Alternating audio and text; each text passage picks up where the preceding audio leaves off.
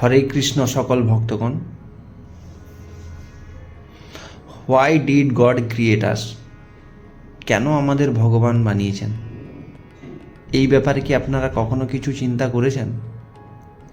জন্মগ্রহণের পর থেকেই স্কুলে যাও, পড়াশোনা করো, চাকরি করো, বিয়ে করো, সন্তানের জন্ম দাও, তাদের বড় করো, তাদের লেখাপড়া করাও, তাদের চাকরির জন্য ভাবনা চিন্তা করুন, তারপর তাদের বিয়ে দেন এবং তাদের বাচ্চাদের মানুষ করুন, অবশেষে বুড়ো হয়ে মারা যান।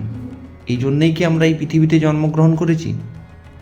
না, এসব কিছু তো ঠিক আছে, কারণ এটা মায়ারই একটা অংশ, আর আমরা সবাই সংসারের মায়াজালে আবদ্ধ।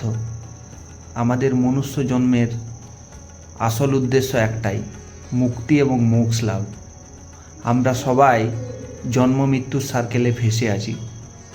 একমাত্র মনুষ্য জন্মেই আমরা এই সার্কেল থেকে মুক্ত হতে পারি, কিন্তু প্রতিবারই আমরা মায়ার বন্ধনে এমনভাবে আবদ্ধ হয়ে পড়ি যে এই জন্ম মৃত্যুর সার্কেল থেকে বেরোতে পারি না, ব্যর্থ হয়ে পড়ি।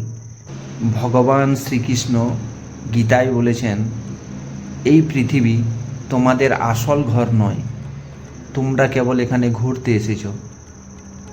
উনি আরও বলেছেন, সংসারের এই মায়া মোহ থেকে মুক্ত হওয়ার জন্য তোমরা আমার শরণাগত হও। যদি তোমরা সংসারের এই মায়া মোহ এবং মমতা ভুলে আমার শরণাগত হতে পারো, তাহলে কেবলমাত্র তোমরা এই মনুষ্য জন্মেই আমার গোলকধামে আশ্রয় নিতে পারবে।